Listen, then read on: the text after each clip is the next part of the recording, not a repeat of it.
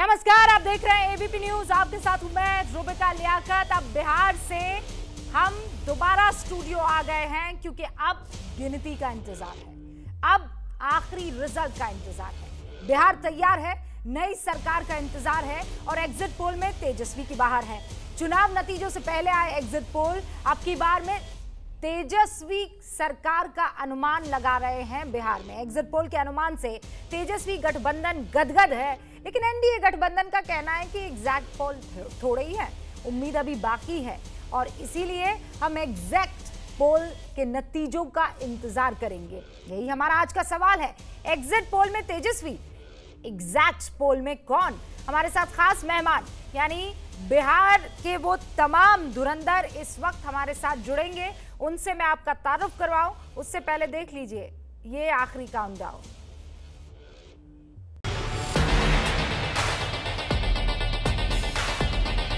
Exit poll का अनुमान, अब की बार तेजस्वी सरकार।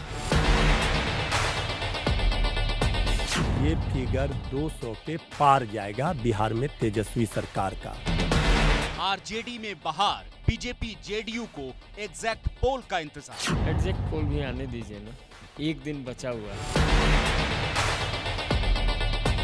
एलजेपी को झटका, लेकिन ध्यान नतीजों पर अटका। डबल फिगर को क्रॉस करेगा, 10 से 15 कम से कम मिनिमम सीटें लोजपा किया जाएगा।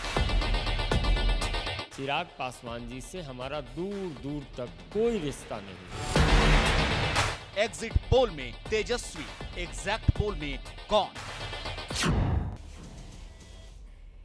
जितने भी दावे हों वो सब के सब 10 तारीख को क्लियर हो जाएंगे। इस वक्त मुझसे बातचीत करने के लिए गुरु प्रकाश जुड़ चुके हैं। गुरु प्रकाश पासवान प्रवक्ता हैं बीजेपी के, नवल किशोर साहब प्रवक्ता हैं आरजेडी के, राजीव रंजन साहब प्रवक्ता हैं जेडीयू के, रोहन गुप्ता साहब प्रवक्ता हैं कांग्रेस के।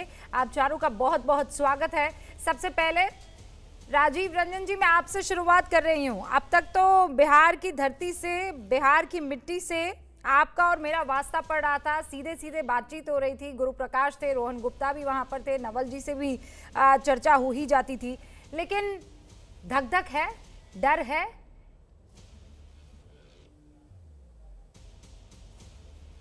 देखिए, हम तो पूरी तरह से आश्वस्त हैं। एग्जैक्ट पोल के नतीजे हम लोगों के पक्ष में होंगे। फासला जरूर पहले के मुकाबले जो हमारी अपेक्षाएं थी उसके अनुरूप नहीं दिखेंगी, लेकिन सरकार नीतीश कुमार जी के नेतृत्व में एनडीए की बनेगी और इसके कई कारण हैं। जिस तरह से अलग अलग सामाजिक समूहों के रुझान का विश्लेषण है उसमें कई विरोधाभासी तथ्य हैं। एक तरफ नीतीश कुमार जी को महिलाओं के महिला मतदाताओं ने अपने करीब माना है। दूसरी तरफ अनुसूचित जाति, जनजाति, अति पिछड़ी जातियां और ओबीसी, अन्य पिछड़ी जातियां, सवर्ण मतदाता, इनकी पसंद एनडीए है। तो मुझे लगता है केवल एमओआई समीकरण के बल पर इतनी बड़ी जीत नहीं तो राजीव जी, आप ये कह रहे हैं, आप ये कह रहे हैं जल्दबाजी होगी इस पर कि इस बार ये जात पात में जो परमिटेशन कॉम्बिनेशन होता था उसमें आप लोगों ने सेंध लगा दी है। नहीं, ये आपका विश्लेषण है। मैं आपकी बात आपके सामने रख रहा हूं। ये आपके विश्लेषण के जो बिंदु हैं, जिन बिंदुओं के आधार पर आपने सर्वे कराए हैं, उसको ही आधार बना करके मैं कह रहा हूं। हमारी पार्टी की ओर से विकास को लेकर के बातें कही गई हैं। आधिकारिक तौर पर कांग्रेस ने कभी गुजरात में खाम का समीकरण इस्तेमाल किया, राजद ने वर्षों से एमओआई का समीकरण इस्तेमाल किया। जनता दल यूनाइटेड ने बराबर विकास पर बात की है और विकास पर ही हम काम करना चाहेंगे। लेकिन जो आपके सर्वे के जो आधार बिंदु हैं उसके आधार पर मैंने कहा कि नवल किशोर जी हमारे साथ बने हुए हैं, आरजेडी के प्रवक्ता हैं। कहीं न कहीं जल्दबाजी एमवाई समीकरण वो बार बार ये कहते रहे कि आप लोगों ने जबरदस्ती उनके ऊपर थोपा है और अब तो उन्होंने MYY समीकरण बना दिया है। मुस्लिम भी, यादव भी और यूथ भी।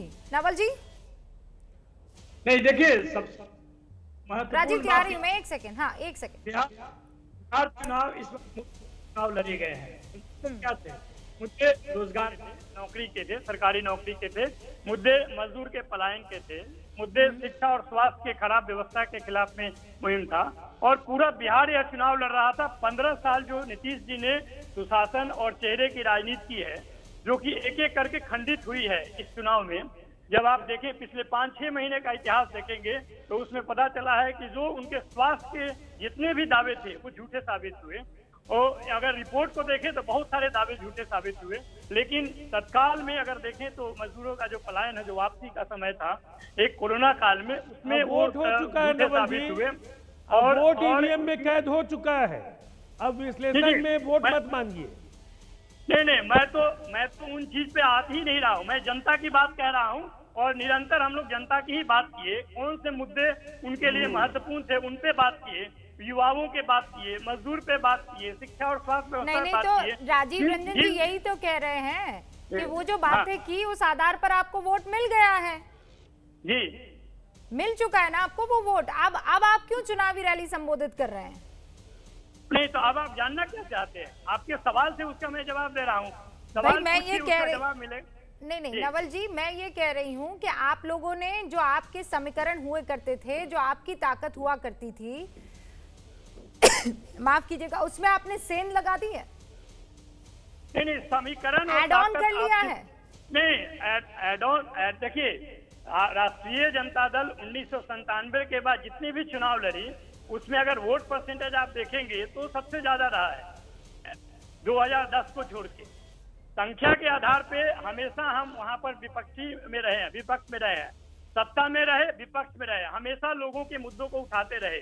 आज के डेट में जब 15 साल के बाद नीतीश कुमार जी के पास, नरेंद्र मोदी जी के पास केवल वही मुद्दे थे जो बासी मुद्दे थे, हमने नया मुद्दा पे बात किया और उसके आधार पे जो हमारे साथ लोग जुड़े उनमें कोई जाति और समुदाय खोज रहा था, उसकी कमजोरी है।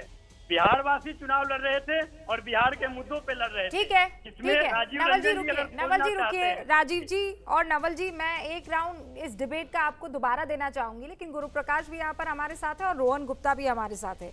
गुरु प्रकाश भाई, सर्वे जो दिखा रहे हैं वो ये कि आपका तो फायदा ही फायदा है। आपके हाथ में तो रेवड़ियां भी आई है, रबड़ी भी आई है, सब कुछ आया है। जो झटका लगा है, जो डेंट लगा है, वो जेडीयू को लगता हुआ दिख रहा है। नहीं रुबिता जी, ऐसा है कि आप आइसोलेशन में मत देखिए। हम लोग आइसोलेशन में विश्वास लोग नहीं हैं। हमारे शीर्षक नेतृत्व ने बार बार ये कहा कि बिहार में एनडीए का मतलब क्या है। बिहार में एनडीए का मतलब भाजपा, जदयू, आम पार्टी और जेपी पार्टी। आप एनडीए को समग्रता में देखिए। मैं आपसे हाथ जोड़ करके आग्रह करूंगा। आप ही के चैनल पे कुछ दिनों पहले ओपिनियन पोल हम लोगों ने देखा था। ओपिनियन पोल पे हम लोगों ने बढ़त ली, एग्जिट पोल पे इन लोगों ने बढ़त ली।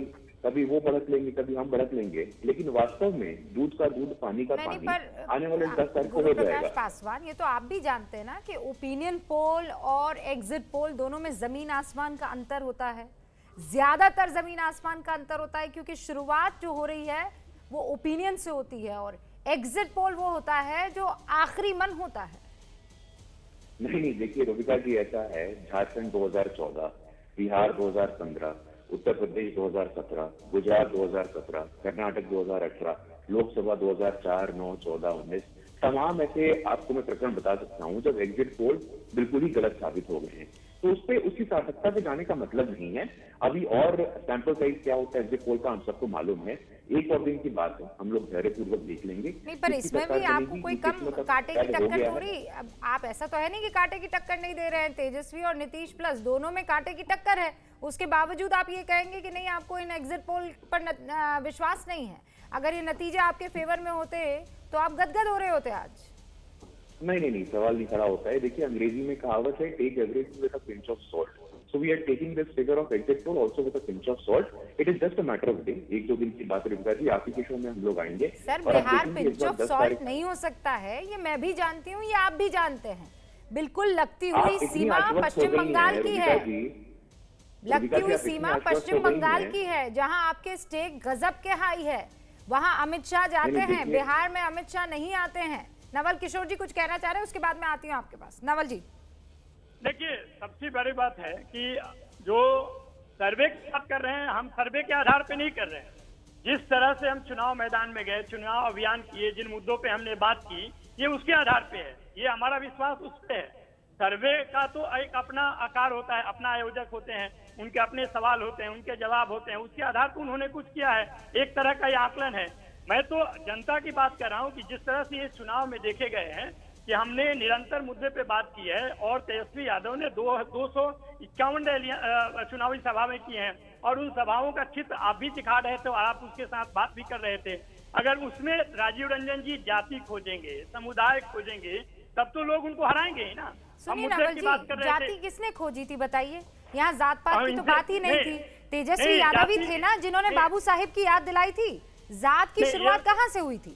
नहीं, उन्होंने, देखिए आप फिर वही बात करें, उन्होंने कहा था कि जो घुसखोरी है, जो करप्शन है, उसमें जो ऑफिस में बाबू रहते हैं उनकी बात की थी। ऐसा उन्होंने कुछ नहीं कहा था, ऐसी किसी घूसखोरी की बात नहीं की थी। मैं उस स्टेटमेंट को दसियों हजार बार सुन चुकी हूँ।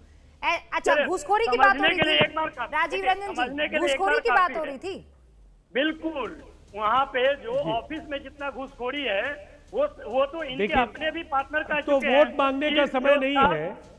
लेकिन नीतीश कुमार जी और जो राजद के बीच अगर आप कोई तुलना करना चाहे रूबिका जी, भ्रष्टाचार पर मैं नहीं समझता हूँ कि कुछ भी कहने की स्थिति में राजद या उसके सहयोगी दल है। और इस बात के लिए मैं केवल इतना कहूंगा कि तेजस्वी यादव को तो बिहार ने एक मौका दिया, बतौर उप मुख्यमंत्री वो आए और उस कार्यकाल में भी 18 महीने में 2 ऐसी घटनाएं जिसको वो लेकर के कभी सहज नहीं हो पाए।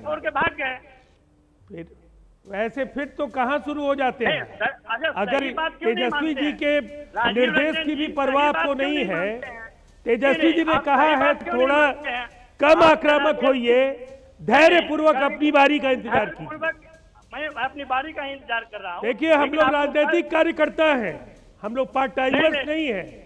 परिस्थितियां कुछ भी होगी, डटकर मुकाबला करने वाले हम लोग वर्कर हैं, समझ गए ना? अब मैं आपको एक बात कह रहा हूँ, इतना ज्यादा आदर्शवादी चेहरा देश के सामने मत रखिए। चमत्कार को नमस्कार होता है, लेकिन परिणाम हम लोग के पक्ष में होगा।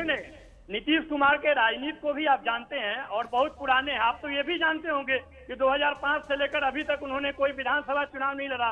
जब तेजस्वी यादव उनको चुनौती दिए तब भी आप हंसी मजाक उड़ा रहे थे। जब वो 10 लाख वोट मांग चुके हैं ना, तब भी आप कह रहे नहीं। और लालू जी को कानून ने चुनाव लड़ने से मना कर दिया। लेकिन आपको लालू जी को कानून ने चुनाव लड़ने से मना कर दिया।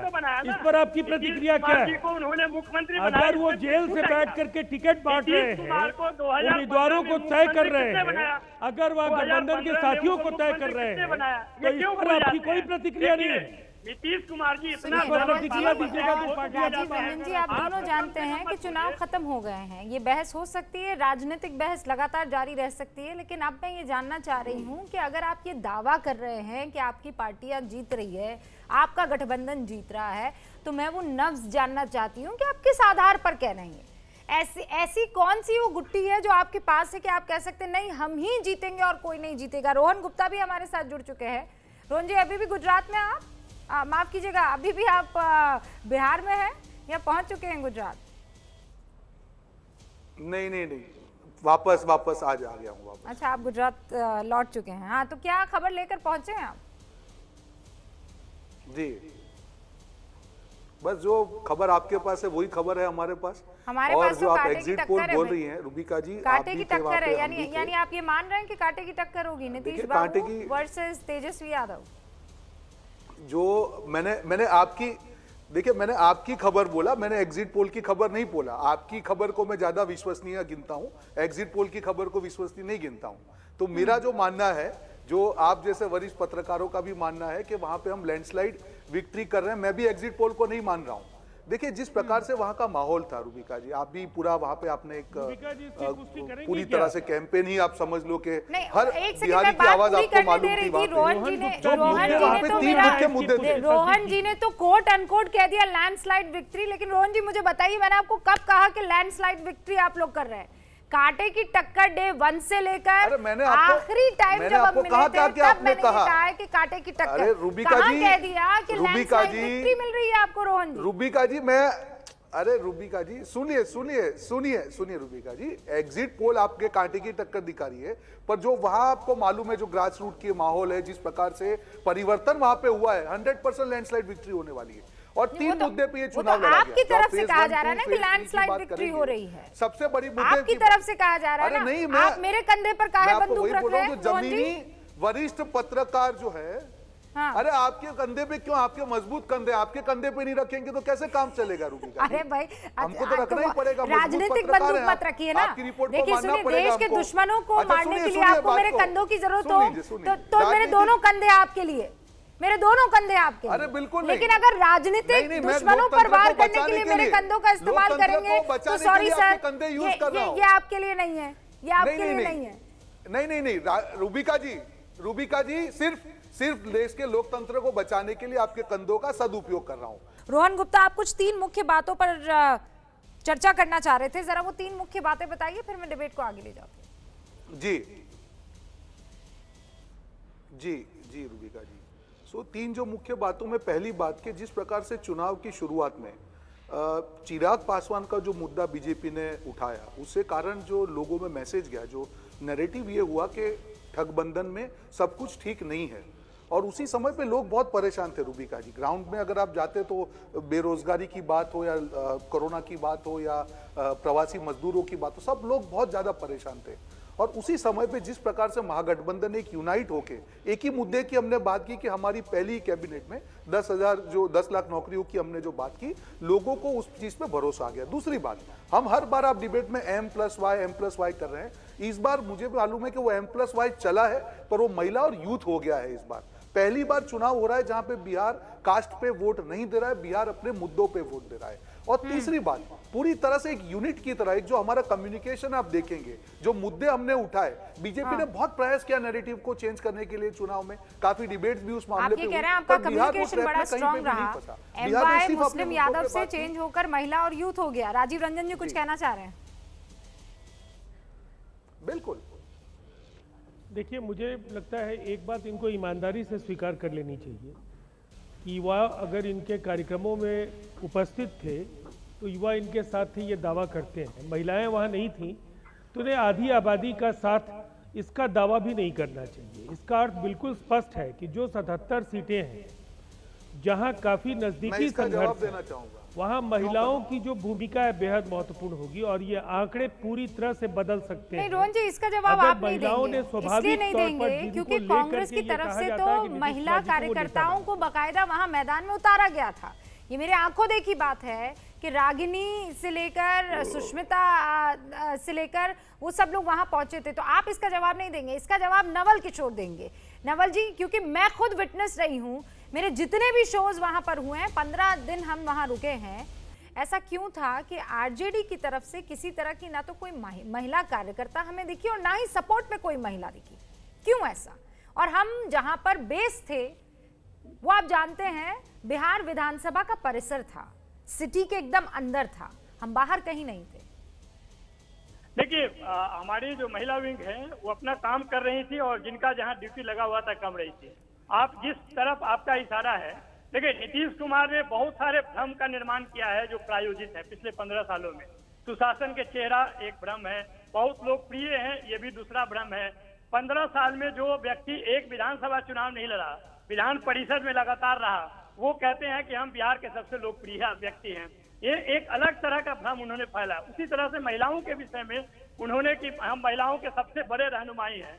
जिस बच्चियों को उन्होंने साइकिल दिया, पोशाक दिया, स्कूल जाने का तक पहुंचाया, पता चला कि स्कूल में 30% में बिल्डिंग नहीं है, 80-90% में न वहाँ पर कंप्यूटर है, न शिक्षा का स्तर आप देख लीजिएगा तो आपको पता चले कि वहाँ जाने का कोई फायदा भी नहीं है। तो ये जो भ्रम उन्होंने निर्माण किया है ना, नवल जी अगले चुनाव में चलेगा ये सब। नवल जी, जब आपके शासन के उस भ्रम पर जवाब दीजिएगा। नहीं, एक मैं जो चीज क्लैरिटी चाह रही हूँ नवल जी, वो आप भी जानते हैं। मैं क्या, जो महिलाएं मुझसे मिली, जिन महिलाओं से मैंने बात की, उनमें बहुत ईमानदारी से आपको ये बात कह सकती हूँ, वो मुझे अपने सोने के टॉप्स दिखाती, सोने की चूड़ियां दिखाती, अंगूठी दिखाती, चेन दिखाती और कह रहे आप यहाँ पर ये सब पहनकर पहले नहीं घूमा करती थी। मुझे एक महिला ऐसी नहीं मिली है एक महिला ऐसी नहीं मिली जिसने ये कहा हो कि नहीं ये सब झूठी हैं ये औरतें। ऐसा क्यों? ये तो भ्रम नहीं हो सकता ना। देखिए ये सब बात करते देखिए आपका दुर्भाग्य है कि आपने उन महिलाओं से नहीं मिले जो गरीब है, वंचित हैं, दलित हैं और उस उपहार के पात्र रहे हैं, उससे नहीं मुलाकात हुई होगी। ये नहीं, बात नहीं, हो उनसे सकता भी मेरी मुलाकात हुई है। आप ये मत कहिए कि उनसे मुलाकात नहीं हुई।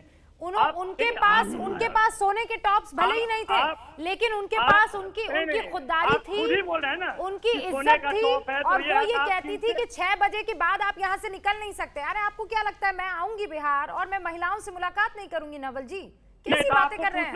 नहीं तो आपको पूछना चाहिए था ना मंजू वर्मा को, उनको टिकट कैसे दिया जो 34 बच्चियों को सरकार पूछना चाहिए था नहीं, हर रोज पूछा है, जो इतना पूछना चाहिए था नहीं। गुरु प्रकाश पासवान और यहाँ पर नहीं जेडीयू के प्रवक्ता राजीव रंजन दोनों मौजूद है, देखिए पूछिए उनसे कि कितने बार इस सवाल को लेकर वो घिरे नहीं है राजीव रंजन जी। नहीं उसके बावजूद भी तो उन्हीं को टिकट दिया उन्होंने। एब्सोल्युटली। नहीं आपको क्या लगता है कि मैं वो सवाल पूछूंगी तो ये सवाल बच निकलेगा? ऐसा तो हो नहीं सकता है। नहीं बिल्कुल नहीं हो सकता। आप ये सब काम करते रहे हैं और लोग देखते भी रहे हैं, लेकिन जो आप ये खोज रहे हैं ना कि भीड़ में महिलाएं नहीं थी, आपको ये मालूम है कि कितने संकट काल में ये चुनाव हुए हैं, जो लोग बाहर निकल रहे तो कितने हिम्मत के साथ आ रहे थे। जो अच्छा नवल जी, आप ये कह रहे हैं कि बस वही महिलाएं बाहर नहीं निकली जो आपकी तारीफ नहीं कर पा रही थी, बाकी तमाम महिलाएं निकल गई। नवल जी अगर हमारी तारीफ नहीं कर रहे थे तो उनके बच्चे भीड़ में कैसे आ रहे थे, उनके पति भीड़ में कैसे आ रहे थे? जो लोग आ रहे थे वो किसी परिवार के। गुरु प्रकाश पासवान बताइए। वो अरे भाई वो जो युवा आज तेजस्वी यादव को वोट कर रहा है वो उसी माँ का तो बेटा है जिसने ये डिसाइड किया। नहीं रुबिका जी, बड़ा ही महत्वपूर्ण सवाल आपने उठाया है, बड़ा ही जरूरी सवाल आपने उठाया है। और देखिए कुछ ऐसे कदम उठाए गए 2006 में। रुबिका जी आपके माध्यम से बताना चाहता हूँ, बिहार देश का प्रथम राज्य बना। गौर फरमाइएगा, बिहार देश का प्रथम राज्य बना जहां बिहार पंचायती राज एक्ट लाया गया। और नवल जी और रोहन जी मुझसे अग्री करेंगे इस बात पे कि पूरे देश में पंचायती राज व्यवस्था में पहली बार देश के इतिहास में महिलाओं के लिए आरक्षण की व्यवस्था की गई। 35% आरक्षण नौकरियों में दिया गया सेल्फ हेल्प ग्रुप के माध्यम से। और ऐसा मैं नहीं कह रहा हूँ, वर्ल्ड बैंक का रिपोर्ट और यूनेस्को का रिपोर्ट कह रहा है कि 1.5 करोड़ महिलाएं एसएचजी स्कीम से लाभान्वित हुई हैं। किसी का एमओयू अमेजोन से हुआ, किसी का एमओयू फ्लिपकार्ट से हुआ, किसी का एमओयू डाबर से हुआ। पोशाक योजना, साइकिल योजना से ग्रॉस एनरोलमेंट रेट कितना बढ़ा है स्कूलों में हम सब जानते हैं। मैट्रिकुलेशन में इस बार जो लड़कियों की संख्या है वो लड़कों से अधिक है। कि वही महिलाएं अपने बच्चों को कमजोर होने के बावजूद अपने सीने से छाती से लगाकर हजार किलोमीटर पहुंची थी बिहार। हम लोग ये भी जानते हैं कि वो महिलाएं जिनको आपने शराबबंदी के नाम पर ठगा, मैं ठगा शब्द का इस्तेमाल करूंगी क्योंकि वो शराब जो वो पीकर बाहर हुड़दंग करता था अब घर में करने लगा है। वो शराब जिस पर वो 500 रुपए खर्च किया करता था अब उस पर 1500 2000 रुपए खर्च करने लगा है। तो ठगा तो आपने भी है। आप पत्रकार हैं, एक निष्पक्ष पत्रकार हैं और कठोर सवाल व्यवस्था से पूछना आपका काम है और इसके लिए मैं आपकी प्रशंसा करता हूं। लेकिन एक एक करके आपने कई प्रश्न आप इस ऑब्जर्वेशन में ले आए हो, मैं बताना चाहता हूं। जहां तक माइग्रेंट लेबर की बात है, एक बड़ा ही अनप्रेसिडेंटेड अनइमेजिनेबल क्राइसिस था। देश के प्रधानमंत्री ने एडवांस लॉकडाउन लगा करके बहुत हद तक इस महामारी को रोकने का काम किया, ऐसा आईसीएमआर ने कहा है और कई एक्सपर्टों ने कहा है। जहां तक आपने शराबबंदी की बात कही, शराबबंदी से सबसे बड़ा जो लाभान्वित वर्ग है वो महिलाओं का है, इससे आप अग्री करेंगी। लेकिन at the same time murder को रोकने के लिए लॉ है, डेकॉइटी को रोकने के लिए लॉ है, एक्सटॉर्शन को रोकने के लिए लॉ है। तो जो लॉ है उसकी मंशा से आपको अग्री करना होगा। हर लॉ जो है नीति और नीयत में बहस नहीं करूंगी सर, नीति और नीयत में बहस नहीं करूंगी। आपका काम है उस नीति उस नीयत को परफेक्ट नीति के साथ लागू करना। अगर नहीं किया तो फिर आप टेस्ट में फेल हो गए, एज सिंपल एज दैट। आप जानते हैं आप पॉलिटिक्स में, आप राजनीति में हैं, यहाँ किसी तरह की कोई सहानुभूति नहीं होती। आपने जनता के लिए काम किया और वो ठीक से नहीं कर पाए आप तो बात खत्म। रोहन गुप्ता, ये तो जनता तय करेगी, ये तो जनता तय करेगी। हाँ, इंतजार करेंगे। 1-2 दिन की बात है। एब्सोल्युटली सर, कितना टाइम रह गया, इंतजार करेंगे। सर आंखों पर जनता जो भी हिसाब किताब करेगी वो सर आंखों पर। रुबिका जी पटना आप भी आई थी और आपने महिलाओं से बातचीत की है। रुबिका जी मेरी बात महिला हो, मैं मेरी बात कर रहा हूं। देखा ही क्या व्यवस्था। रुबिका जी जो प्रकार की बात अभी भाजपा प्रवक्ता कर रहे हैं आज बीजेपी के कोई भी प्रवक्ता हैं वो बातें यही करते हैं जो लेके उनको एक कागज दिया जाता है कि ये आंकड़े बोलिए, आप बोल लेते हैं। बात यहाँ पे वो नहीं है। एक जनता के साथ में हमेशा किसी भी सरकार का या प्रशासन का एक लागनी का जुड़ा होता है, एक भावनाओं का जुड़ा होता है। मैं उसका एक रीजन ये बोल रहा हूँ कि जब ये लॉकडाउन डाला गया, हाँ राजीव जी, हुआ ये कि वो चूंकि आप स्काइप से हमारे साथ जुड़े हैं तो वो डिस्कनेक्ट हो गया। आज थोड़ा सा ये इशू हो रहा है तो मैं आपके पास आती हूँ। हाँ सर, रोहन गुप्ता जी। रूबिका जी, जो मुख्य बात है, जब जो एक भावनात्मक जुड़ा होता है प्रशासन के साथ, सरकार के साथ में, मुझे लगता है कि कहीं ना कहीं उसके साथ बहुत बड़ा विश्वासघात बिहार की जनता के साथ और खास करके महिलाओं के साथ हुआ है। आपको याद होगा आपके ही चैनल पे सासाराम की एक महिला, उसके पति की मृत्यु हो गई, उसको जाने नहीं दिया जा रहा था। ये ऐसी एक सरकार है जो असंवेदनशील सरकार है कि मध्य प्रदेश में सरकार के बनाने के लिए तो 3 दिन लॉकडाउन लेट हो गया, पर मजदूरों को घर पे जाने के लिए लोग 3 दिन दे पाए। ये ऐसी सरकार है कि 1200 से 1500 किलोमीटर चल के उस मजदूर को घर जाना पड़ा। और जो मेरी आपसे बात हो रही थी रूबिका जी, करीब 40 लाख लोग ऐसे थे वहां पे, तो क्या लगता है वो लोग भूल जाएंगे सारी चीजें? और जो पासवान जी अभी जो बुकिश बात कर रहे हैं उस पर भरोसा करेंगे? अगर मैंने भुगता है सरकार की निष्फलताओं को, सरकार की असंवेदनशीलता को, मैं कैसे उसको वोट करूंगा? और आखिरी चीज, जो बाढ़ में जो आप भी नहीं दे पाए ना कि आप जिस पार्टी के साथ गठबंधन में हैं, उस पार्टी के इस पार्टी को लेकर महिलाओं में कॉन्फिडेंस क्यों नहीं है, इसका जवाब आप लोग मुझे नहीं दे पा रहे ना। राजीव रंजन जी, और फिर उसके बाद इसका जवाब मानना है। देखिए, नहीं, मेरा मानना नहीं है सर, मेरा मानना नहीं है। यहाँ पर मैं पूरे कॉन्फिडेंस के साथ आपको कह सकती हूँ, पूरे कॉन्फिडेंस के साथ कह सकती हूँ कि महिलाओं से आप पूछिए, बात कीजिए, ऑन एयर कीजिए या ऑफ एयर कीजिए, कहना एक ही होता है कि वो 15 साल मैं नहीं भूल सकती हूँ। मैं जवाब दे दूं आपको? या आप भूलने नहीं देंगे, कोई बात मैं जवाब देना गठबंधन की तरफ से। अब रोहन गुप्ता जी बाद में जवाब दीजिएगा, मुझे अपनी बात कह दें। आप बात कर रहे हैं रोहन जी, एक सेकंड रुक जाइए ना। मैंने चूंकि राजीव रंजन जी से वादा किया है कि आपके पास भी आऊंगी कुछ सेकंड्स के लिए। हाँ राजीव जी। जी, वादा पूरा कीजिए आप। महाराष्ट्र में इनकी सरकार थी या सरकार है, और वहां काम करने वाले लोग, जो बिहार जिनकी जन्मभूमि है लेकिन कर्मभूमि मुंबई है, महाराष्ट्र है, नासिक, पुणे, सभी जगहों पर लोग रहते हैं। मुंबई की खोलियों में कई बार ये सवाल उठा, इनके तरफ से ये कहा जाता था कि इन खोलियों में 20-20 लोग, 25 लोग कैसे रह पाएंगे। मुझे ऐसा लगता है जिस महाराष्ट्र को संवारने और सजाने में बिहार के मजदूरों ने अपना सर्वस्व होम कर दिया, उनके लिए ये रहने का इंतजाम नहीं कर पाए, उनको दिहाड़ी का भुगतान नहीं करा पाए, उनको खाना नहीं दे पाए, उनको राशन नहीं दे पाए, और ऐसी परिस्थिति पैदा हुई कि महाराष्ट्र के सबसे महत्वपूर्ण दल के अखबार में, सामना में बिहारी मजदूरों को लेकर दबाव बनाया गया। क्यों नवल किशोर क्या कह रहे हैं सर? वो 25 लोग वहाँ उस खोली में रहते जरूर थे, लेकिन अगर मेहनत का 25,000 कमाते थे तो आकर तो आपकी सरकार को देते थे ना, घर वालों के साथ खर्चा करते थे। आपने तो उनको अपनी बाउंड्री तक में घुसने नहीं दिया था। तो इसका जवाब तो बिहार की जनता और बिहार का वो लाल आपसे मांगेगा ही मांगेगा। ये एक तरफा विश्लेषण है आपका। नहीं, ये एक तरफा विश्लेषण नहीं है सर, एक तरफा विश्लेषण। महिलाओं को लेकर ब्लैक एंड व्हाइट, युवाओं को लेकर ब्लैक एंड व्हाइट, मजदूरों को लेकर मैं ब्लैक एंड व्हाइट। जवाब ले लीजिए ना। नहीं सर, मैं ग्रे एरिया में खेलती नहीं हूँ, बिल्कुल नहीं। रूबिका जी, वो लोग इटली की ट्रेन से आ रहे थे। नहीं, कांग्रेस ने बाजाबता इटली से ट्रेन मंगवाई थी उनको भेजने के लिए। इनकी यही पहचान। सर देखिए, मेरे पास वक्त की कमी है, बहस हो सकती है, बहस इस पर लंबी हो सकती है, और अभी तो आने वाले दिनों में यही करना है। आप ही राजीव जी मेरे मेहमान होंगे, नवल जी होंगे, रोहन गुप्ता और गुरुप्रकाश पासवान होंगे। फिलहाल मुझे आप इजाजत दीजिए। बहुत बहुत शुक्रिया हमारे साथ जुड़ने के लिए, और आप सभी के लिए दुआएं हैं, आप सभी के लिए बेस्ट विशेस हैं। देखते हैं जनता ने किसको इस बार मौका दिया है। एक छोटे से ब्रेक के लिए रुक रहे हैं, आप देखते रहिए एबीपी न्यूज। एबीपी न्यूज आपको रखे आगे।